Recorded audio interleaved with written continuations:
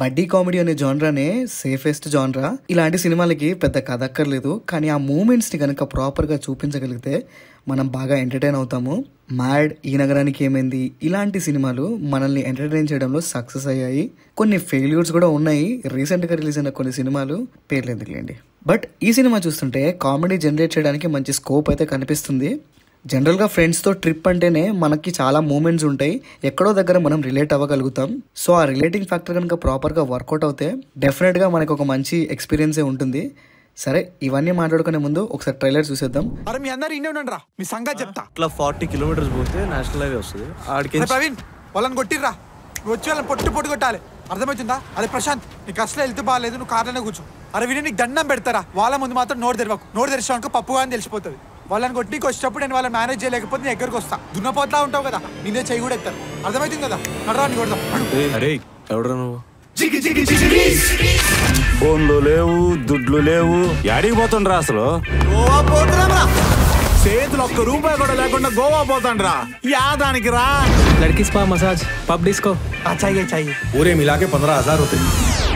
నీకు ఇంత ఆత్మసాక్షి ఉందారా? ఈ కారు అమ్మిన 10,000 రావురా. అన్న మా ఫ్రెండ్ కి క్యాన్సర్ అన్న, తాగి తెలియకుండా గోవాకి స్టార్ట్ అయినాం. ఎవడికి రా క్యాన్సర్? అరే హెల్త్ బాగోపోతే షాల్వా కప్తారా? అరే ఎన్ని సినిమాలలో చూడలేదురా, గీతాంజలి సినిమా చూడలేదా నువ్వు? కీమోథెరపీ వల్ల హెయిర్ ఫాల్ అవుతుంది అంతే. నేను ఒక ఆయిల్ పంపిస్తారా, అది రాసుకుంటే హెయిర్ ఫాల్ కాదు. సూపర్ రా, యువర్ టాలెంటెడ్ హై రా. అప్పుడప్పుడు నీకేం తెలియదు అనుకుంటాం కానీ నువ్వు మస్తు తోపురా. కానీ నేను ఇంతటో నీ చేసినందుకు నేను ఇంకా పెద్ద తోపురా. Tell me about any achievement of yours. నేను దాగాని మందులేదు సార్ మార్కెట్లా. నాలాంటి కొడుకు నాకుంటే సంపి వడదొప్పుతుండే. మా అయ్య దేవుడు రా. మస్త్ హ్యాపీగా ఉన్నారా? హ్యాపీయా? సచ్చి బతికిన ఈరోజు నేను తిట్టని కూడా ఓపిక లేదు చెప్తున్నా. ట్రిప్కి వచ్చిన దగ్గర నుంచి నాకు అట్లనే ఉందిరా. నీ ఎదవ యుగోల వల్ల 2 years నుంచి ఎవరిని కలవలేదు. అరే మనం రూమ్మేట్స్ కొలీగ్స్ కాదురా, ఫ్రెండ్స్. చిన్నప్పటి నుంచి ఫ్రెండ్స్ కలిసే ఉండాలి, ఇంకో ఆప్షన్ లేదు మనకి. గిసుడు సిచ్యువేషన్స్ లాగా ఇవన్నీ ఏంద్రా, మనకు మస్తుంటాయి. కొడదన్నాడు నువ్వేదో చేసే ఉంటావుగా, మంచిగానే అయిందిలే. అరే నువ్వు కొట్టకపోతే ఏంద్రా, నువ్వేమైనా తోపు మోగోన్ బా? నేను కొడతా చూసుకో, దేకో మన రౌడీజం చూడు. వీడియో వైరల్ అయిపోతుంది, ముందే చెప్తున్నా. అరే వెళ్దాం బదరా, వాడేదో చేసినట్టున్నాడు.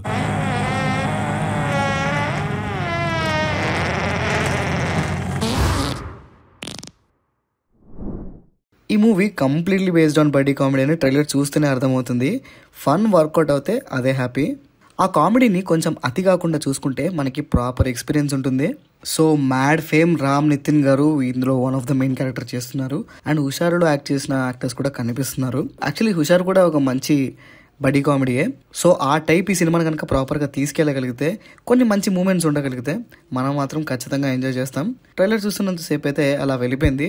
సినిమా రిలీజ్ అయ్యాక ఫుల్గా మాట్లాడేసుకుందాం. సో అదండి మ్యాటర్. మీ ఒపీనియన్ ఏంటో కింద కామెంట్ సెక్షన్లో మెన్షన్ చేయడం మాత్రం మర్చిపోకండి. ఈ సినిమా November 14th రిలీజ్ అవబోతుంది. ఈ సినిమా రిలీజ్ అయినాక రివ్యూలో మాట్లాడుకుందాం. సో అదండి matter. This is Pranav signing off team cinema picture.